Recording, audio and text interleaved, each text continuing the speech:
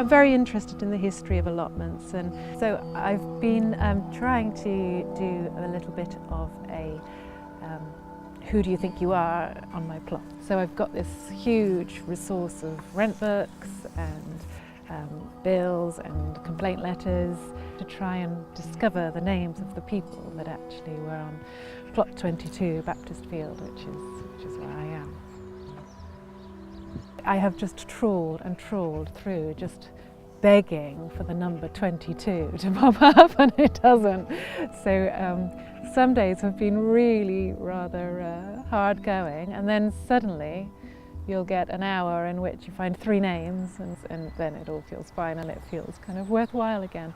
And it's exciting in that you get these bundles of papers and they're tied up, and you can see it's the first time anyone's untied this particular little bow since it was first tied, 1920 or whenever. And there's me, opening this up and opening up these bundles. So it's been a really magical process, boring, and then magical, and then really boring, and then really magical, because you just do find little gems, little things hidden away, and then eventually you do find, I have found, a few names, which has been wonderful. I found the first ever person who worked this plot as a plot was a man named Stanley George Tregillis.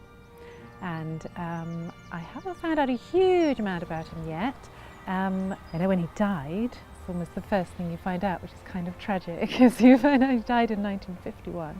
I know that he worked for the post office, which is quite exciting. What I can't quite work out, because he seems to have been about the right age to have gone to war himself, I can't quite work out why he didn't.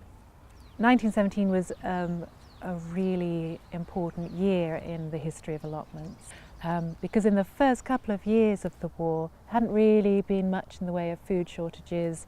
Everything was going fairly well, the harvests had been good, and above all else the government really didn't want to kind of panic people. Everything was kind of business as usual.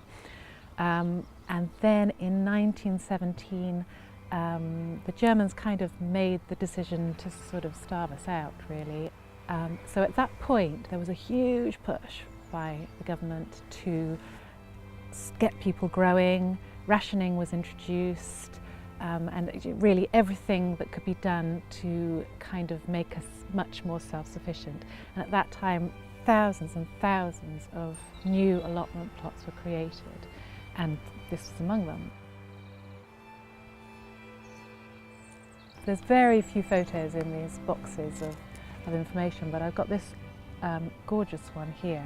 It shows a group of men. They are getting in their harvest of potatoes, and potatoes at that time would have been a really important thing because there was a potato shortage. So this particular hoard would have been incredibly important to have produced this huge yield of potatoes. So you're enjoying the whole process? It's lovely. Suddenly I can picture the people that were here, and it's really special. It's just lovely to think that this guy who just was perhaps too old or too ill to go to war was up here trying to do his bit, and it really was a very important bit to do towards the war effort by digging this awful clay soil and trying desperately to get a crop of good potatoes out of it. Just how proud they must have been to have produced that. It must be wonderful. It would have meant a huge amount to the people around them.